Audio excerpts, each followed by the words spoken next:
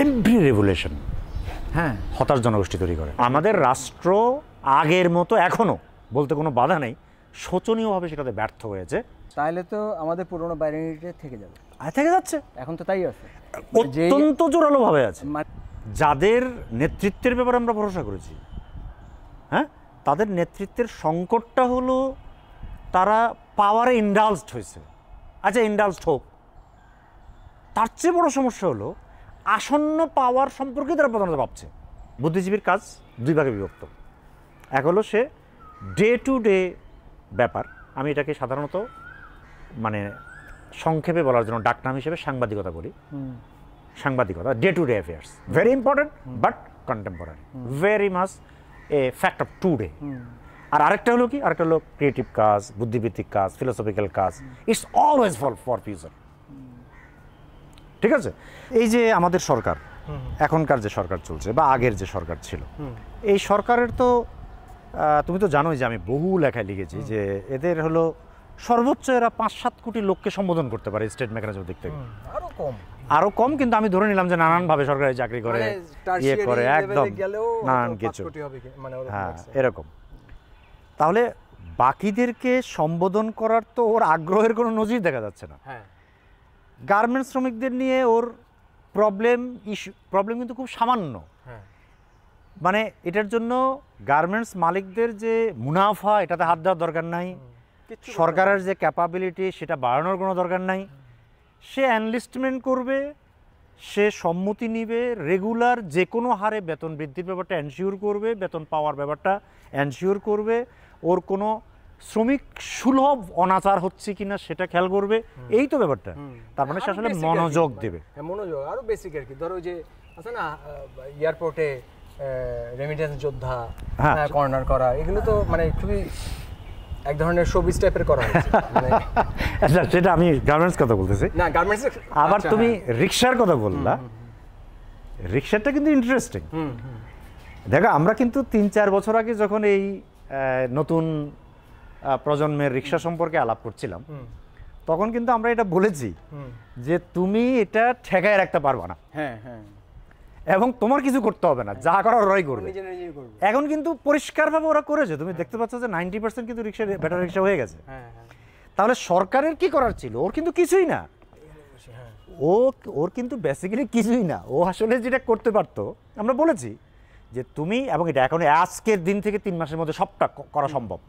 তুমি কি করবা? তুমি 1 নাম্বার করবা হলো ব্যাটারি চালিত রিকশার যে যান্ত্রিক গড়ন এবং তার কর্মপদ্ধতি, এটা ফিক্সড করে দেবা। তুমি তার স্পিডটা ফিক্সড করে দেবা। তুমি একটা প্রাইমারি ধরনের ট্রেনিংয়ের বন্দোবস্ত করবা, ধরো 1 ঘন্টা, যে না হলেও চলবে, কারণ প্রচুর এক্সপার্ট লোক আছে। আর তুমি কি করবা? তুমি রেজিস্ট্রেশনটা কমপ্লিট করবা। তোমার তো রেজিস্ট্রেশন নাই, দেখেন ও কিন্তু ইনকামও করতে পারে, কিন্তু ও মনোযোগ দিলে কিন্তু ইনকামও করতে পারে। এবং আমি ভাবছি যে সরকারকে বলা যায় যে তুমি রেজিস্ট্রেশন করো, রেজিস্ট্রেশন করার সময় তুমি শর্ত দাও যে শ্রমিকের নামে যদি রেজিস্ট্রেশন হয় তাহলে ফি এত, মালিক পক্ষের নামে যদি হয় তাহলে ফি এত। তখন করবে কি মালিক, তুমি মালিক পক্ষ কি ওর নামে করবে, ওর নামে করা মাত্রই মালিক যেই হোক ওর একটা এমপাওয়ারমেন্ট তৈরি হবে। তুমি যে সমাধান বলতেছো, এরকম তোমার ওই লেখাতেও কিছু সমাধানের কথা আছে। এই সমাধানগুলো করার বুদ্ধিগত সমস্যা কিন্তু খুব বেশি আমি দেখি না, পরামর্শগত সমস্যা আমি দেখি না। মানে দেখি না এই সেন্সে যে ধরো নানান রকম স্কিল লোকজন আছে বা নানান রকম বুদ্ধি দেওয়ার লোকজন আছে, তাদেরকে তাদেরকে এঙ্গেজ করলে হয়। আমি তোমাকে যে প্রশ্নটা করলাম যে আমাদের বুদ্ধিভিত্তিক চর্চার পর্যন্ত, রাজনীতিতে তো পরে যায়, বুদ্ধিভিত্তিক চর্চায় পর্যন্ত এটার কোনো উৎসাহ নেই। এইটার কারণটা মানে যে রিপ্রেজেন্টেশনটা যে মাত্র 15-20 কোটির মধ্যে যে 5-6 কোটির হচ্ছে, আমাদের যে টোটাল রিপ্রেজেন্টেশনটা নিলে যে আমরা নিজেরা কালেকটিভলি আরও অনেক বেশি একটা জনগোষ্ঠী নিজের মতো করে নিজেকে সংগঠিত করতে পারে, তাদের নিজেকে নানান রকমভাবে এম্পাওয়ার করতে পারে, নানানভাবে তার জীবনকে যাপন করতে পারে, এবং মানে জীবনকেও মানে এক ধরনের উৎসব হিসাবে মানে করতে পারে। সেইটা মানে আমি খুব সচেতনভাবে উন্নয়ন শব্দটা অ্যাভয়েড করলাম। ঠিক আছে, আমি ওইটাতে বিশ্বাস করি না, এই ডেভেলপমেন্ট স্কিমের যে ডেভেলপমেন্ট। হ্যাঁ, আমি বরঞ্চ এই যে মানুষের যাপিত জীবনের যে সংজ্ঞাগুলা, যেটা আমাদের নতুন বন্দোবস্তে, যে জায়গায় আমি তোমাকে বললাম যে নতুন বন্দোবস্তে যে আমাদের নতুন দল গঠন করা হলো, তারাও প্রথম থেকে একদমই মানে এই ব্যাপারে খুব একটা উৎসাহ না না, এক বিন্দু না, এইবার উৎসাহ এক বিন্দুও না, এক বিন্দু না। তখন কোন কারণ হচ্ছে তার কাছে ওর কোনো ভোটই নাই। আমি বলবো যে আমি যে আরোপণমূলকতার কথা বলেছি, ও আরোপণমূলকতাটা করে কেন? কেন করে? আমাদের প্রিভিয়াস এক্সাম্পল থেকে বলি, আওয়ামী লীগ তো 96-এ ছিল, ঠিক আছে? ও 96-এ তো তার আরোপণমূলক একার্থকতাটা এই পরিমাণ বাড়ায় নাই, না প্রথমবার বাড়ায়নি, এই পরিমাণ ছিল তার একটা হিস্ট্রিক্যাল লিগেসির মধ্যে একটু একটু আছে, কিন্তু এই পরিমাণ বাড়ায় না। অবস্থা ছিল না। তাহলে ও এখানে এত বাড়ালো কেন? তুমি খেয়াল করে দেখবা, একদম সিলি ওয়ার্ডে বলি, এটার মাত্রা কিন্তু অনবরত বেড়েছে। হ্যাঁ, কেন বাড়ছে? ও বাড়ার একমাত্র কারণ হলো ও এটাকে পুরো দেশের উপর আরোপ করবে যে এটাই হলো দেশের প্রাণ, এসেন্স, এটাই সংজ্ঞা, সংজ্ঞা, একমাত্র সংজ্ঞা। ওটার মালিককে আমি, age I am exploring it. Next কি? সে তো এটা বলে রাষ্ট্র ক্ষমতা দখল করছে, আর রাষ্ট্র ক্ষমতা দখল মানে লুটপাট। কিন্তু বৃহত্তর মধ্যবিত্ত শ্রেণী যারা সো কল মানে এম্পাওয়ারিং ক্লাস, তাদের যে এন্ডোর্সমেন্টটা বাইনারি পলিটিক্স থেকে তারা যা মানে নিয়ে নিল, তাতে এন্ডোর্সমেন্ট নিয়েই কাজ করছে, প্রত্যেকটা জিনিস তারা কাইন্ড অফ এন্ডোর্সমেন্ট নিয়েই কাজ করছে। সেই জায়গায় আমাদের বুদ্ধিভিত্তিক চর্চা কোথায় ফেল করলো? কালচারাল পলিটিক্সটা ওইখানে কেন ফেল করলো? একটা তো হচ্ছে হালুয়া রুটিতে সব কালচারাল লোকজন চলে গেছে, কিন্তু একাডেমিক্যালিও একাডেমিশিয়ানরাও চলে গেছে, কিন্তু বুদ্ধিভিত্তিক চর্চায় সেই প্রশ্নটাকে আমরা যথেষ্ট তুলতে পারিনি। যে এতদিন পরে এসেও মানে আমি তুলতে পারিনি, এই সেন্স আমি বলবো না যে তোমার লেখা আমার ছবি যথেষ্ট এটা তোলার জন্য, এটার জন্য আরও বহু বছর ধরে পরম্পরার দরকার হয়, কয়েকটা ইন্টারজেনারেশনাল একটা স্ট্রাগলের ব্যাপার আছে এখানে, এবং ওইটা আবার মানে একজনের হাত থেকে আরেকজনের হাতে, এটা একটা প্রজন্ম থেকে আরেকটা প্রজন্মে যেতে হয়। এখন যারা কাজ করছে মানে রাজনীতির সাথে যুক্ত হচ্ছে, এরা তো কাইন্ড অফ আমাদের পরের প্রজন্ম, এরা কাইন্ড অফ আমাদের মানে কোনো না কোনো কাজকর্ম দেখেই তো মানে তোমার লেখাপড়া পড়ে বা আরও অনেক রকম সংগঠনের সাথে মানে রিডিং সার্কেলের সাথে যুক্ত হয়ে নানা রকম বাহাসের মধ্যে ঢুকে, আমি নাম বলতে চাচ্ছি না, বন্ধুবান্ধব তো যাদেরকে আমরা চিনি আমরা তো সবাই কম বেশি এরা এরকমই। তাহলে তাদের মধ্যেও কেন ওই খামতিটা, আমরা সেম খামতিটা দেখতেছি, এই বৃহত্তর জনগোষ্ঠীকে কিছুতেই কানেক্ট করা নিয়ে? এই খামতিটার একটা ব্যাখ্যা হবে এটা যে যেই ধরনের যৌথ ভাষা, বাইনারি অপোজিশনাল ভাষার বিপরীতে যে ধরনের যৌথ ভাষার একটা প্রাথমিক ভিত্তির উপর অভ্যুত্থানটা হয়েছিল, গণ অভ্যুত্থানটা হয়েছিল, সেটা ওই মাত্রাটা, ওই ভাষার ওই মাত্রাটা আসলে নতুন কোনো প্রপোজিশন হাজির করার জন্য যথেষ্ট না। দরকার ছিল এটা আরও নার্চার করে সামনের দিকে আগানো, কিন্তু পাওয়ার গেম এবং পাওয়ার স্ট্রাকচারের মধ্যে অতি দ্রুত ইন করার ফলে তাদের প্রয়োজন হয়েছে কার্যকর রেটরিক। অথচ কার্যকর রেটরিক যদি তারা নতুন বন্দোবস্তের জন্য তৈরি করতে চায় তাহলে লম্বা সময় দরকার, ওদের সময় নেই, ইনভেস্টমেন্ট দরকার, সময় নেই। ফলে পুরনো যে এস্টাবলিশড বাইনারিটি আছে ওটা ব্যবহার করে তারা আসলে কাজটা করতে যাচ্ছে। তাহলে তো আমাদের পুরনো বাইনারিটি থেকে যাবে, থেকে যাচ্ছে, এখন তো তাই আছে, অত্যন্ত জোরালো ভাবে আছে, মানে বরঞ্চ আবার এখন আরো সুন্দর রিসার্ফেস করছে, এনহ্যান্স হচ্ছে। এটা দুঃখজনক বা ভয়ঙ্কর দুঃখজনক, কারণ আমরা দেখতে পাচ্ছি যে আমাদের পুরনো গভর্নমেন্টের সঙ্গে সম্পৃক্ত লোকজন তাদের ভাষা একেবারেই পরিবর্তন করেনি, এবং নতুন লোকজন ওই ভাষার বিপরীতেই একটা স্ট্রাকচার দাঁড় করাচ্ছে। ওরা যে ওই ব্যাপারটাকে উপরে উঠিয়ে ওই যে 5 কোটি মানুষ, ওই যে রাষ্ট্র ক্ষমতা, ওই যে ভাগাভাগি, ওই যে আরোপণমূলকতা, এই ব্যাপারটার উপরে একটা কমন পাটাতন তৈরির জন্য যে পরিশ্রম করবে, কাজ করবে, দূরদর্শিতা দেখাবে, সেটার কোনো লক্ষণ আসলে দেখা যাচ্ছে না, অথবা এত সামান্য দেখা যাচ্ছে যে সেটা নেগলিজেবল না, নাই লক্ষণ, ঠিক আছে, সামান্য তুমি হয়তো মানে ওগুলোকে ঠিক রিপ্রেজেন্টেটিভ ভাবে পুরো রিপ্রেজেন্টেটিভ না। তাহলে আমি ওই যদি এই পরিপ্রেক্ষিতে আমি যদি বলি, তাহলে আমরা দেখব যে ওই যে আমি বুদ্ধিজীবীদের কথা বললাম এবং আরোপণমূলকতার কথা বললাম, এই আরোপণমূলকতার পুরো ব্যাপারটাই কিন্তু পাওয়ার স্ট্রাকচারে নিজেকে সেট করে হালুয়া রুটির ভাগাভাগির সঙ্গে যুক্ত। এই হলো আমার পজিশনটা, যে তুমি বলো যে কেন এখনো রিক্সার দিকে নজর দিতে পারলো না, ওর যেহেতু কোনো ওর কিছুই করতে হচ্ছে না, মানে যা করার তার মানুষ করে ফেলছে। কি হয়েছে? আমি কিন্তু প্রচুর রিক্সাওয়ালার সাক্ষাৎকার গত 30 দিনেও নিয়েছি, 2 মাসেও নিয়েছি, আমিও নিচ্ছি, এবং ইন্টারেস্টিং কিন্তু ও বলে যে ও 70-75 হাজার টাকায় মোটামুটি কাজটা সেরে ফেলে, আর একটু জাকজমক করলে 1 লাখ। হ্যাঁ, ওর হিসাব পুরো সরকারের কাজটা কি, ও কিন্তু পুরো জিনিসটাকে কি অসাধারণভাবে মানে রূপান্তরিত করে ফেলতে পারে। এবং নিজেদের গ্যারেজ, ওই অন্ধকার ছোট ছোট গ্যারেজ, ওটার মধ্যে ঢুকে ওটার মধ্যে, এবং ও ব্যাটারি আবার নিজে চুজ করে। হ্যাঁ, আমি একজনের সাথে কথা বললাম যে না স্যার, আমি ভাবছি এখানে 5,000 টাকা বেশি খরচ হোক, কিন্তু আমার এই 2টা ব্যাটারি হলে কি স্যার আমার কী হবে জানেন, আমার 3 দিনে চার্জ দিতে হবে বা আমার 1 দিন চার্জ কম দিতে হবে। মানে ওদের এই যে মানুষের কমন সেন্স যেটাকে বলে, এই কমন সেন্সটা যেইভাবে যাপিত জীবনে এক্সিস্ট করে, এই প্রশ্নটাই আমি মানে এক ধরনের মানে আলাপটা মানে করতে চাচ্ছিলাম যে আমরা একটা পরিবর্তন দেখলাম, যেটার পরে আমরা অনেক রকম নতুন বন্দোবস্ত শব্দটা শুনলাম, দায় ও দরদ শুনলাম, কিন্তু দেখলাম না কোথাও দরদ, দেখলাম না কোথাও দায়। এবং বন্দোবস্ত এখন অনেকেই মিম করছে ভণ্ডবস্ত বলে, নানান রকম লোকজন নানান রকম প্যারাফ্রেজ করতেছে। আমার মানে ক্রাইসিসটা আমি ভাবি, দেখো আমি যখন ছবি বানাইতাম না, আমি কিন্তু এটা ভাবতাম না যে এই ছবি দেখে সারা দুনিয়ার লোকজন উল্টায় যাবে, এভাবে ভাবি। আমি ভাবছি যে কিছু লোক তো দেখুক, মানে আমরা তো একটা জিনিস রিপ্রেজেন্ট মিস করতেছি। মানে তুমি একটা দেশের ডিজাইন করতেছো, আমরা শাহবাগে বসে তর্কযুদ্ধ করতেছি সিনেমা নিয়ে, আমরা সিনেমার সারা দুনিয়ার অনেক রকম হালহাদিক নিয়ে কথা বলতেছি, কিন্তু আমি দেখতেছি না যে আমি আসলে আমার আশেপাশে কোথায় কোন কনটেক্সটে আমি বসে আছি। আমার এখানে এই ডেল্টা, পুরা নদী কেন্দ্রিক একটা ডেল্টা সম্পর্কে কোনো ধারণা নেই কারো, কিন্তু সবাই কিন্তু নানান রকম নদী এটা সেটা অনেক রকম প্রজেক্ট করে যাচ্ছে। ঠিক আছে, দেখো সেই রূপটা না, দেখো কথাটা হলো যে আসলে কি হবে আমরা জানি না। না, আমাদের রোলের কথা বলছি, কি হবে মানে হচ্ছে আমাদের রোলের কথা বলছি। আমাদের রোল যদি হয় তাহলে আমাদের রোল একমাত্র হলো যেটা আসলে চলছিল, যে সম্পর্কে আমরা ওয়াকিবহাল, সেই ব্যাপারটা চালিয়ে যাওয়া। এখন যাদের নেতৃত্বের ব্যাপারে আমরা ভরসা করেছি, হ্যাঁ, তাদের নেতৃত্বের সংকটটা হলো তারা পাওয়ারে ইন্ডালজড হয়েছে।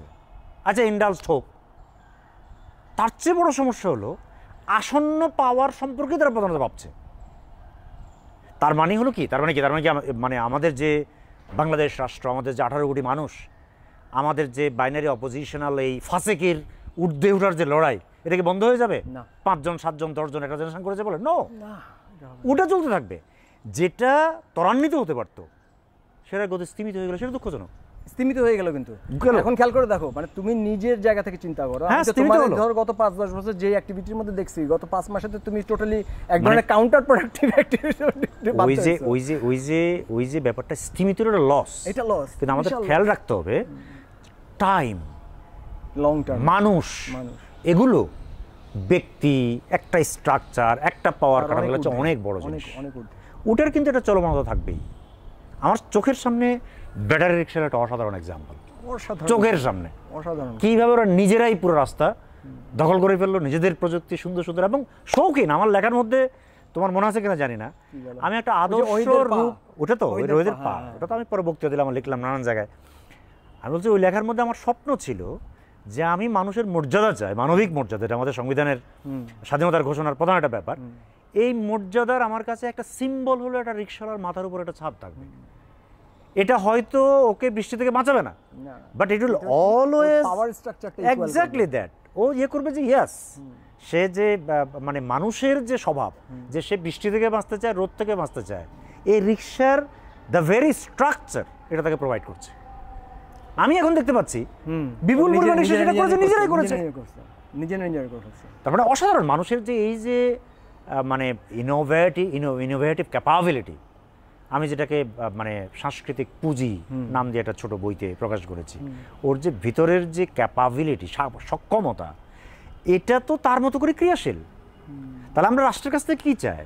রাষ্ট্রের কাছে চাই হলো কিছু ফ্যাসিলিটেট করবে, ঠিক আছে? আমাদের রাষ্ট্র আগের মতো এখনও বলতে কোনো বাধা নেই, শোচনীয়ভাবে সেটাতে ব্যর্থ হয়েছে। এবং আমরা বলবো যে আগের স্ট্রাকচারকে দারুণভাবে ইমিটেট করার কারণে পরিস্থিতির কোনো উন্নতি আসলে হয় নাই, বদল হয়েছে মাত্র, কিন্তু উন্নতি হয় নাই। এভরি রেভুলেশন হতাশ জনগোষ্ঠী তৈরি করে। কারণ হলো মানুষের এটা খুব ন্যাচারাল যে মানুষের আকাঙ্ক্ষা এবং বাস্তবতার মধ্যে কোনোদিন সামঞ্জস্য হয় না। কিন্তু এটা বলে আমরা কিন্তু আবার যে কোনো কাজকে রেয়াত দিয়ে দেবো না। আমি যে জন্য তোমার সঙ্গে দ্বিমত পোষণ করছি সেটা হলো, জুলাই শিক্ষার্থী জনতার অভ্যুত্থান ছিল একটা ইভেন্ট কি, এটা কারো পরিকল্পনা অমুক তমুক এরকম না, অনেক কিছু সমন্বয়ে একটা জিনিস একটা সার্টেন মোমেন্টে টাইম অ্যান্ড স্পেসের মধ্যে ঘটেছে। এই ইভেন্ট সবসময় অসংখ্য ধরনের তাৎপর্য তার ভিতরে ধারণ করে। এটা হাজার হাজার বই লিখেও পুরোপুরি ব্যাখ্যা করা যাবে না কোনো ইভেন্ট। মুক্তিযুদ্ধকে হাজার হাজার বই লিখে আমরা ব্যাখ্যা করতে পারি না। আমি আবার মুক্তিযুদ্ধ এটা তুলনা করছি না, ওটা নয়, ওটা বড় ইভেন্ট, এটা একটা ইভেন্ট, ফলে আমরা প্রচুর পরিমাণে। আমি শুধু বলতে চাচ্ছি যে এর যে প্রভাব, এই প্রভাবকে আমরা যেন এই সরকারের কর্মকাণ্ড দিয়ে ব্যাখ্যা না করি, এই প্রভাবকে আমরা যেন সমন্বয়কদের কর্মকাণ্ড দিয়ে ব্যাখ্যা না করি। না না, আমি দেখো তোমার কথা সূত্র ধরে আমি একটু ব্যাকট্র্যাক করি। আমিও আবার বলে নিতেছি যে আমি মোটেও তুলনা করছি না 24 আর 71 তুলনা, না না, যেটা একটা ভিন্ন স্কুল আছে। আমি এবং আমি জানি তুমিও এটা সাবস্ক্রাইব করি না, আমরা এগুলো বাজে তুলনা। আমি যেটা ধরো 71 দিয়ে একটা প্রশ্ন করি, এই যে তুমি বললা যে 71কে হাজার খানেক বই দিয়ে তুমি ডেসক্রাইব করতে পারবে না, মানে অ্যাকোমোডেট করতে ইভেন্টের ক্ষেত্রে এটাই প্রযোজ্য। কিন্তু 71কে রিড করার ক্ষেত্রে ক্রিটিক্যাল ন্যূনতম স্টাডিও আমরা কেন পাইলাম না? এটা যদি আমি জিজ্ঞেস করি, মানে ক্রিটিক্যাল ন্যূনতম স্টাডি আমি তো সিনেমায় দেখি নাই, একাডেমিক্সে, যেমন একাডেমিক্সে এটা নিয়ে প্রচুর কাজ হওয়ার কথা ছিল। আমি ইহুদি নিধনের সাথে তুলনা করব না, আমি জাস্ট এটার যে লিগেসি 200 বছরের, মানে সেই ফকির-সন্ন্যাসী বিদ্রোহ থেকে 1771 থেকে 1971 পর্যন্ত 200 বছরের যে এটা যে আসলে অ্যাক্সিডেন্ট না, সেই জায়গাটা আইডেন্টিফাই করার জন্য তো আমাদের প্রয়োজন। তোমার 2-4টা লেখা বা এখানে এই তো তাও হচ্ছে জোর দিয়ে বুঝতে হয়। আরো অনেকের আরো কারো আছে না, আমি বলি না, অনেকের আছে, আমি বলি ক্রিটিক্যাল কিছু স্টাডি আছে, 71-এর ক্রিটিক্যাল কিছু স্টাডি আছে, একটু নাম বলো না। যেমন আমি তো অনবরত প্রচার করেছি যে হুমায়ুন আহমেদ হলেন 71-এর এন্টার রিপ্রেজেন্টেশনের ক্ষেত্রে একজন অসাধারণ ব্যক্তি। না না, এটা কথাটা বুঝো, কথাটা অন্য জায়গায়। এরপরের ধাপে কথাটা হলো ওই জিনিসটাকে হাইলাইট করার জন্য নিজেকে গুরুত্ব দেওয়ার যে সংস্কৃতি মানুষের থাকতে হয়। বাংলাদেশ, ওই যে তুমি কিছুক্ষণ আগে কথা প্রসঙ্গে একটা হীনমন্যতা কথাটা ব্যবহার করেছো না, বাংলাদেশ মারাত্মকভাবে সে রোগ আক্রান্ত। কেন? আচ্ছা, আমরা যাব। আমি যেটা বলবো সেটা হলো এই যে মুক্তিযুদ্ধের চেতনা, ধর্মনিরপেক্ষতা, সেকুলার, বাঙালি জাতীয়তাবাদ, মৌলবাদ বিরোধী লড়াই, এবং এগুলো সবগুলোর একটা খুবই সংকীর্ণ একার্থক ভার্সন বুদ্ধিভিত্তিক চর্চার মধ্য দিয়ে তৈরি হয়ে, বুদ্ধিভিত্তিক চর্চার একটা সাধারণ লক্ষ্য হলো ওপেননেস, একাডেমিক চর্চার একটা সাধারণ লক্ষ্য হলো ওপেননেস। আমাদের এই বুদ্ধিভিত্তিক চর্চা, তাদের মধ্যে কারো কারো অসাধারণ সব কাজ আছে, কিন্তু এদের একটা কমন বৈশিষ্ট্য হলো এটা সংকীর্ণ করে নেয় অর্থগুলোকে, স্কোপগুলোকে। এবং গত 15-20 বছর এটার সঙ্গে আওয়ামী লীগের একাকার হয়ে যাওয়া, তার পরিণতি হলো আমাদের গত 15-20 বছরের শাসন, 15 বছরের শাসন। এটা মুক্তিযুদ্ধের যে ক্রিটিক্যাল অ্যানালাইসিসগুলো সামনে এসছে, ওগুলোকে টুটি চেপে ধরেছিল। আমার ধারণা এটা খুব ইম্পর্টেন্ট টাইম, কারণ তো একটা দূরত্ব লাগে তো যে ক্রিটিক্যাল স্টাডিজগুলো হয়েছে। টুটি চেপে ধরার ক্ষেত্রে কিন্তু কালচারাল যে মেকানিজম বা কালচারাল হেজিমনি তৈরির যে যতগুলো নানান রকম অ্যাপারাটাসগুলো কাজ করে, সেগুলো 90 থেকেই প্রবলভাবে বিদ্যমান। এটা আমরা 91 সাল থেকে প্রকটভাবে দেখছি, এবং 91, 96, 2001 এগুলোকে উত্তরোত্তর নানানভাবে বিস্তৃত হয়ে একভাবে এমনভাবে বর্গ নির্ধারণ করতে দেখছি যে যেখানে কিনা তুমি ওর বাইরে গিয়ে কখনো মাঝখানে গ্রে জায়গায় দাঁড়াইতে পারবে না, এরকম একটা জায়গা তৈরি করা হয়েছে। আমার না, মুক্তিযুদ্ধের কথা তুমি যেটা বললা, সেটা অন্যতম প্রধান কারণ কিন্তু এটা। হ্যাঁ, মানে যে কারণে ওই স্টাডিগুলো আমরা পাই নাই, বেশি অনেক পাই নাই। আমার যেটা প্রশ্ন, যেটা হয়তো তুমি বললা যে হুমায়ুন আহমেদের, এটা আমিও স্বীকার করি, হুমায়ুন আহমেদের রিডিং কিন্তু আমার আগে একরকম ছিল, এখন টোটালি অন্যরকম, মানে রিড করতে বাধ্য হয়েছি আমি নিজে।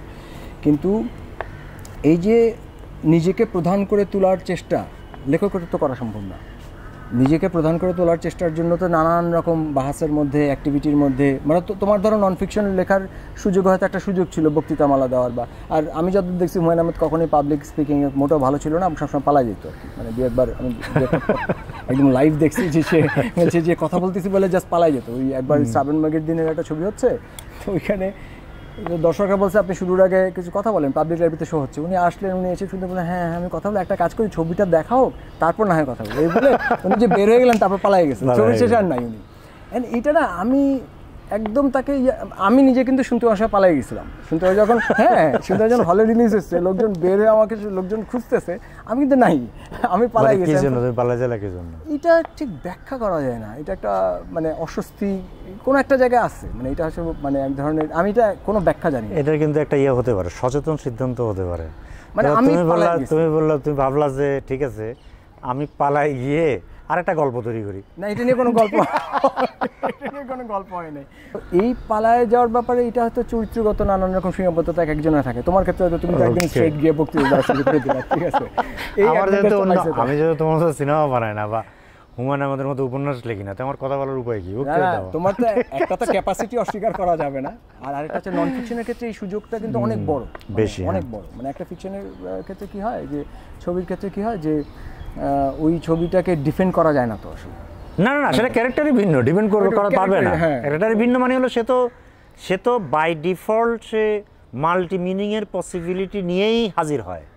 কিন্তু মাল্টি মিনিং পসিবিলিটি কিন্তু ছবির ক্ষেত্রে চাইতে টেক্সটের ক্ষেত্রে একটা অদ্ভুত ঘটনা ঘটে। মানে আমি কেন যাইনি আমি তোমাকে বলি। ধরো আমি যখন একটা বই পড়তেছি, ধরো আজকে সকালে তোমার ওই যে সাংস্কৃতিক রাজনীতি বাংলাদেশ বইটা আমি ঘাটতেছি, যে আজকে আসবো একটু ঘাটি, তো কোথায় কোথায় দাগা রাখছে ওটা রিভাইজ করে, ঠিক আছে, স্যারের কাছে যাচ্ছি। তো আমি ধরো নাস্তা খাইতে ওটা দেখছি, আবার বন্ধ করে রেখে দিচ্ছি, আবার যেখানে রাখছিলাম ওখান থেকে পরে আবার দেখছি, আবার একটু উঠে চা খেয়ে ইয়া করছি, আবার ওটা পাতা দেখছি। আমি কিন্তু এর মধ্যে 50টা কাজ করছি, কিন্তু আমি কিন্তু যখনই পাতাটা উল্টাইছি আমি কিন্তু ঠিক যেখানে রাখছিলাম ওখানে ঢুকে যেতে পারছি টেক্সটের মাঝে দ্বারা রাখো। কারণ টেক্সট ইমিডিয়েটলি আমাকে এমন একটা উইন্ডো খুলে দেয় যে উইন্ডো পুরো জিনিসটা আমাকে কনস্ট্রাক্ট করতে হয়, ইম্যাজিনেশন। সেই ইম্যাজিনেশনটা ফিকশন নন ফিকশন দুইটা টেক্সটের ক্ষেত্রেই থাকে।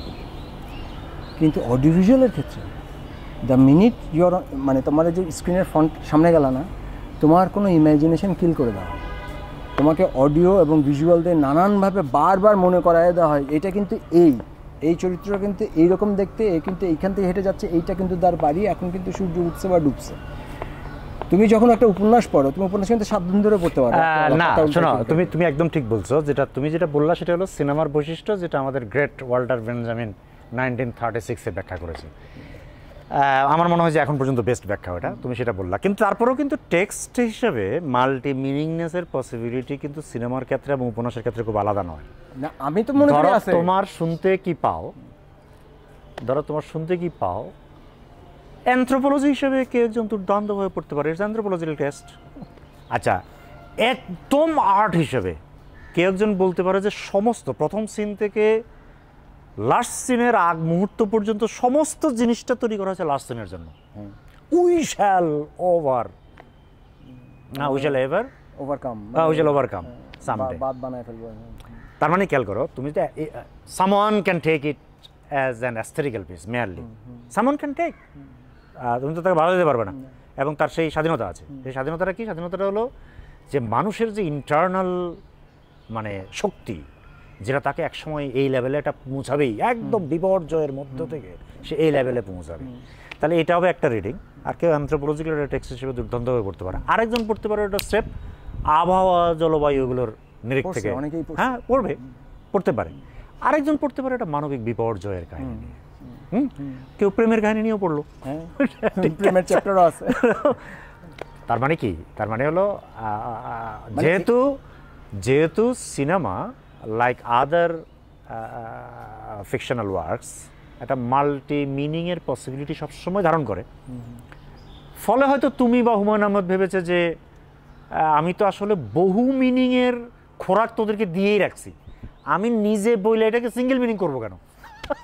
এটা না, আমি এখানেও বিব্রত হচ্ছি, এখানে যে রেকর্ড হচ্ছে এটাতেও বিব্রত হচ্ছে। এটা চরিত্রগত সীমাবদ্ধতা, বুঝছো? মানে এইটা অস্বীকার করা যাবে না যে আসলে তো শয়তানি।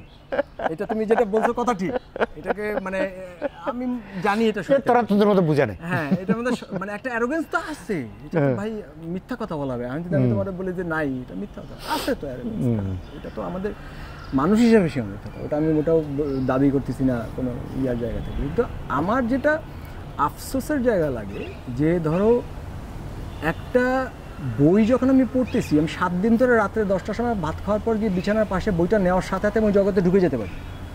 কিন্তু সিনেমায় যদি মাঝখানে যেটা টপ করে একটা শব্দ হয় না, তুমি ওখান থেকে বেরোয় যাবে। খেয়াল করো ঝামেলাটা। যদি একটা লাইট জ্বলে উঠে, একটা দরজা খুলে উঠে, তাহলে কিন্তু ভেঙে যায়। কিন্তু তুমি যদি বই পড়তে থাকো বাসায়, তুমি এটাকে কি হিসেবে দেখতেছো? এটাকে শক্তি হিসেবে দেখতেছো না লিমিটেশন হিসেবে দেখতেছো? আমার এখানে অডিও ভিজুয়ালের লিমিটেশন মনে হয়। শক্তি। তাই? শক্তি কিভাবে বলো তো? অডিও ভিজুয়াল হলো নাটকের কোট আনকোট অ্যাডভান্সড একটা কন্ডিশন। হ্যাঁ।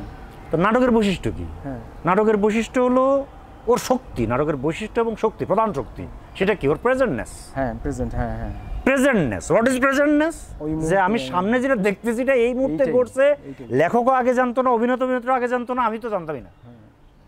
সো একদম এই মুহূর্তে একটা ঘটনা ঘটার যে নাটকীয়তা, তার যে ইন্টারনাল দ্বন্দ্ব, তার যে সাডেননেস, এই সবগুলো মিলে আমি তো কি করছি, আমি তো ওই ঘটনার মধ্যে আছি। তো ঘটনার মধ্যে থাকার যে শক্তি, আর একটা ঘটনা আগে ঘটে গেছে উপন্যাসে যেটা করা হয় সেটা বর্ণনা করা হচ্ছে, তার মধ্যে প্রচুর পরিমাণে ক্রাফটম্যানশিপের ব্যাপার আছে, ইফেক্টিভিটির ব্যাপার আছে, কিন্তু ওটা তো ন্যারেশন। সিনেমার মধ্যে তো ওই প্রেজেন্টনেসের ব্যাপারটা আছে। তাহলে কি you are making an atmosphere with all its element, characters আছে, ইভেন্টস ঘটতেছে, উপাদান ঘটতেছে, সাউন্ড, মিউজিক সবকিছু মিলে তুমি আছে লোকে সেই ওটার মধ্যে আছে। ফলে এর বাইরের কোনো একটা সাউন্ড যখন তাকে ডিস্ট্র্যাক্ট করতেছে, তখন বুঝতে হবে যে ওই এক্স্যাক্টলি পুরো জিনিসটার ভিতর না থাকলে সে আসলে এই জিনিসটা উপভোগ করতে পারছে না। এটা তো তার একটা শক্তি। শক্তি এটা ঠিক আছে তোমার কথা, কিন্তু এই একই কারণে কিন্তু মানে দেখা যায় যে আমি ছোট পর্দায় ছবিগুলি, মানে আমার ছবিগুলো বড় পর্দার জন্য ডিজাইন করা, তুমি অন্যদিন দেখছো টোটালি তুমি যেই মাত্রটা ছোট পর্দায় যাবা ওই ছবি কিল হয়ে যাবে, ওই ছবি পাওয়া যাবে না। এবং সাউন্ডস্কেপ, ফোরগ্রাউন্ড, ব্যাকগ্রাউন্ড, মানে ফোরগ্রাউন্ড ব্যাকগ্রাউন্ড সবচেয়ে বড় কথা, এটার জন্য তো আসলে একটা ওই জিনিস দরকার, যে জিনিসটা যে এক সময় রাষ্ট্রে কনভার্ট হবে, যে এক সময় রাষ্ট্রে কনভার্ট হবে এবং তার ইন্টারনাল টাইম ফ্রেমিং এর রূপান্তর, রিপিটেশন, সাধারণ মানুষ এবং মিডল ক্লাস থেকে লোয়ার ক্লাস পর্যন্ত নানান ধরনের মানুষের গতিবিধিকে আমাকে কয়েক হাজার গুণ বাড়িয়ে একটা বিরাট জনগোষ্ঠীর একটা কল্পনার মধ্যে পর্যন্ত নিয়ে যেতে হবে, সেটার মধ্যে তো আসলে ওই বিস্তারটাও দরকার। আমি যদি একদম ইন্টারনাল অ্যাস্থেটিক্স এবং কারিগরের দিক থেকে না বলে একেবারে যদি রেটরিক্যালি বলি, যে ওটার জন্য তো আসলে একটা বড় বিস্তার দরকার। না কিন্তু বিরাট করে দেখা প্রশ্ন করি, মানে আমার একজন বলছে যে আপনার ছবিটা তো প্রফিটিক হয়ে গেছে। আমি বলছি কেন? নৌকা তো আটকাই গেছে। তো বলে যে এই জন্যই তো আপনারা আটকাই দিচ্ছে, বুঝছো? আমি দেখো নৌকা যে আটকায় যাবে সেটা জানলে ছবি বানাইতাম না। না দেখো, আমি কিন্তু তোমাকে প্রথম দিনই বলছি যে এই সিনেমা যে এরা আটকাবে এটা যদি তুমি না ভেবে থাকো, আমি বোকা, তাহলে তুমি ওদেরকে বেশি বোকা ভাবতেছো। ঠিক আছে, যে ওরা এইটুকু বুঝবে না যে এটা মানে সিনেমাটা অত্যন্ত পরোক্ষে কাজ করেছে, এটা ল্যাঙ্গুয়েজটা অসাধারণ হয়েছে, মানে অত্যন্ত পরোক্ষে কাজ করেছে, অত্যন্ত পরোক্ষে কাজ করেছে। কিন্তু আমার মনে হয় যে আগে থেকেই একটু মনোযোগী পাঠক আসলে প্রথমেই বুঝে ফেলবে, মনোযোগী পাঠক এবং স্কিলফুল পাঠক দর্শক প্রথমেই বুঝে ফেলবে যখন এটা টাইমটা রিপিট করা শুরু করবে। ফার্স্টে বুঝবে না, ফার্স্টে কেউই বুঝবে না বলে আমার ধারণা, এবং সেটা হয়তো, কিন্তু যখনই টাইম রিপিট করা শুরু করবে তখন সে বুঝবে যে না, আমি যা দেখতেছি তা দেখতেছি না। তারা এটা আর্ট কনজামশনের এটা একটা প্রাইমারি সূত্র, এটা যারা স্কিলফুল তারাই বুঝে ফেলবে। আর যারা অত মনোযোগ দিয়ে দেখবে না, স্কিলফুল না, তারাও চরে এটা বুঝে ফেলবে ঘটনাটা কি, ওখানে গিয়ে বুঝে ফেলবে। ফলে সেন্সর বোর্ডের লোকরা তো কিছু মাথা মোটা থাকে, কিন্তু এত তো বোকা না।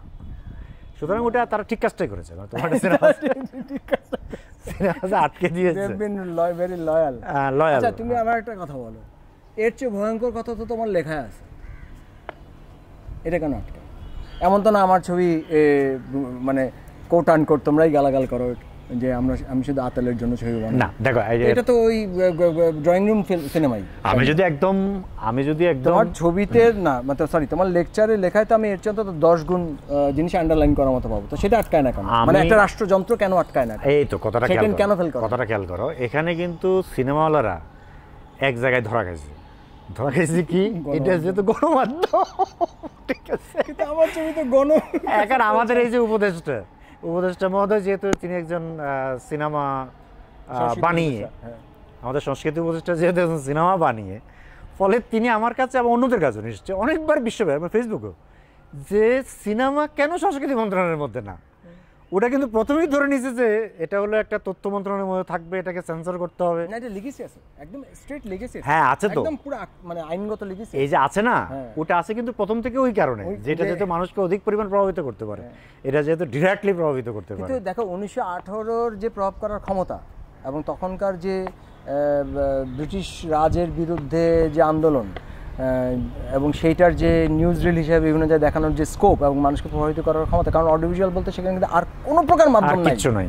মানে ওই 1918 থেকে শুরু করে এমনকি সত্যজিৎ পর্যন্ত যখন কলকাতা দাবায় বেড়াইছে, মানে টেলিভিশনও তো নাই, টেলিভিশনও নাই তখন। মানে একটা অপুর একটা বিলবোর্ড লাগছে, একটা মিষ্টি দৌড়ায় যাচ্ছে বা একটা কুকুর দৌড়াচ্ছে, ওই দিয়ে সারা কলকাতা হিট, আর কিছু করাই লাগে না তাদের মার্কেটিং। এখন তো তোমার কাছে 32টা মাধ্যম আছে, তোমার অ্যাটেনশন পাওয়া সম্ভব না।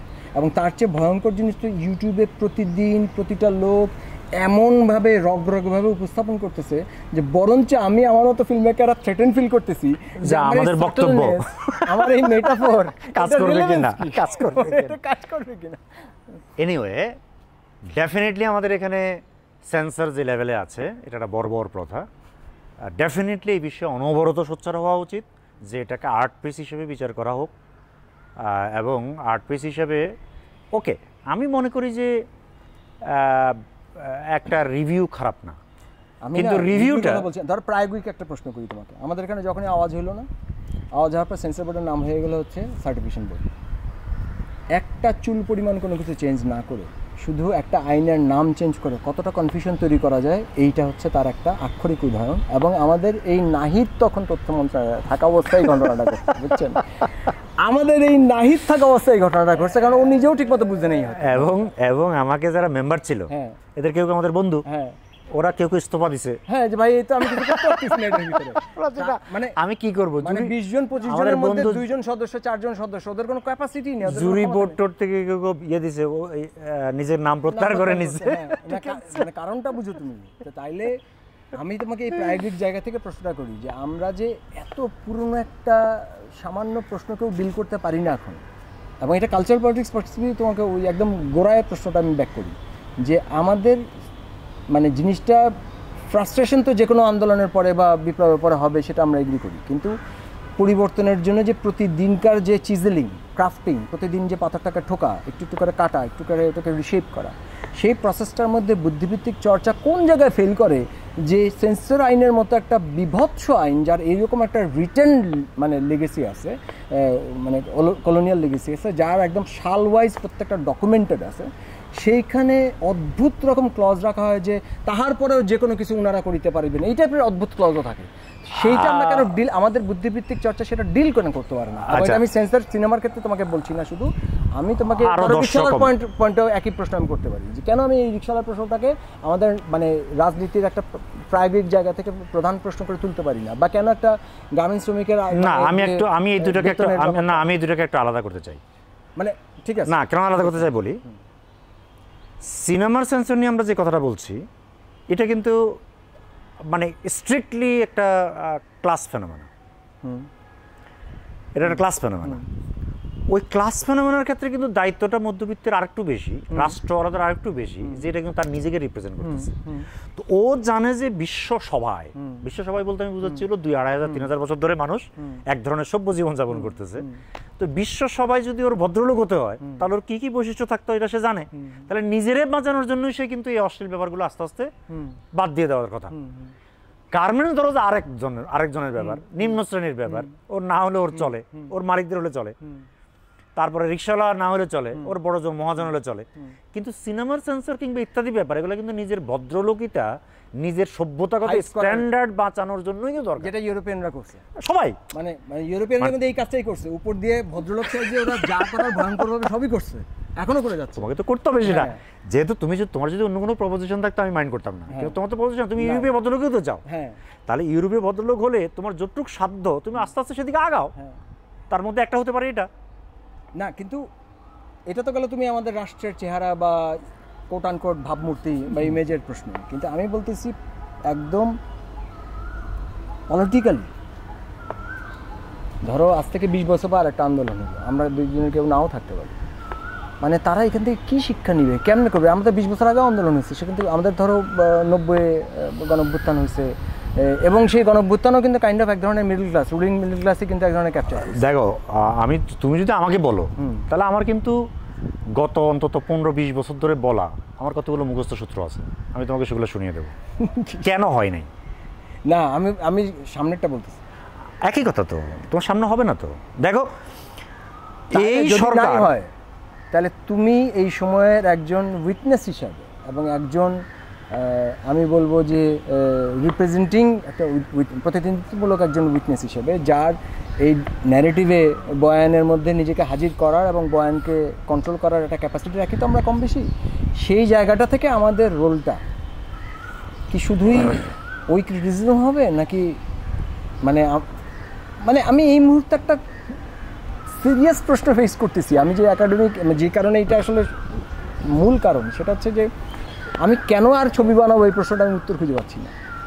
না তুমি বানাবে না, মানে তুমি আমাকে একটা হ্যাঁ তুমি কেন লিখবা, আমি কেন বানাবো, ওই যে ওই যে আমি যেটা বললাম, হ্যাঁ সেটা হলো তুমি পাওয়ার স্ট্রাকচারের যে অংশটা সাব্যস্ত করতে পারছো রাষ্ট্র নামে, সচিবালয় নামে ইত্যাদি ইত্যাদি, এবং তুমি এমনকি বুদ্ধিজীবী কিংবা আমাদের মতো লেখক কিংবা তোমার মতো সিনেমাওয়ালা যাদেরকে সাব্যস্ত করতে পারছো, এর বাইরেও বৃহৎ পসিবিলিটি রয়ে গেছে। যেমন তুমি চিনবা না তো, বুঝতে পারছি, তুমি করতে থাকবে। হ্যাঁ আমি কিন্তু এর সঙ্গে একমত, এটা নিয়ে তো প্রচুর বিতর্ক আছে। তুমি জানো যে অ্যাক্টিভিজম এবং থিওরি করা, থিওরি অ্যান্ড প্র্যাকটিস, এটা পুরনো মার্কসিস্ট বিতর্ক, এবং অ্যাক্টিভিজম এবং থিওরি করা এই দুটোর সমন্বয় ইত্যাদি এসব ব্যাপার নিয়ে হিউজ কথাবার্তা আছে। ঠিক তুমি যে প্রশ্নটা তুলছো এই কারণে আমি কিন্তু এই ব্যাপারে, ধরা যাক অন্য অনেকের উদাহরণ না দিয়ে শুধু তালাল আসাদের কথা বলি। তালাল আসাদ পন্থী, তালাল আসাদ বলছে যে তোমাকে একাডেমিতে কাজ করতে হবে, তোমার কাজ হলো একাডেমি, কারণ কি তুমি একাডেমিতে শিখছো। এখন তুমি যদি ভেবে থাকো, তালাল আসাদ লিখছেন সাক্ষাৎকারে বলছেন, তুমি যদি ভেবে থাকো যে তুমি একজন ডার্ক সাইট একাডেমিশিয়ান, এই কারণে সমাজে কিংবা রাষ্ট্রে তোমার প্রভাব বিশ্ব ব্যাংকের একজন নীতি নির্ধারকের চেয়ে বেশি হবে তুমি বোকামি করছো, সম্পূর্ণ ভিন্ন জিনিস। ওরটা বেশি হবে, পলিটিশিয়ানের বেশি হবে, মন্ত্রীর বেশি হবে। তুমি কাজ করছো কি জন্য? তুমি কাজ করছো অলওয়েজ ফর ফিউচার, হ্যাঁ অলওয়েজ ফর ফিউচার। একজন বুদ্ধিজীবী কাজ করে কেন? বুদ্ধিজীবীর কাজ দুই ভাগে বিভক্ত। এক হলো সে ডে টু ডে ব্যাপার, আমি এটাকে সাধারণত মানে সংক্ষেপে বলার জন্য ডাকনাম হিসেবে সাংবাদিকতা বলি। সাংবাদিকতা day to day affairs, very important but contemporary, very much a fact of today. আর আরেকটা হলো কি, আরেকটা হলো ক্রিয়েটিভ কাজ, বুদ্ধিভিত্তিক কাজ, ফিলোসফিক্যাল কাজ, ইটস অলওয়েজ ফর ফিউচার।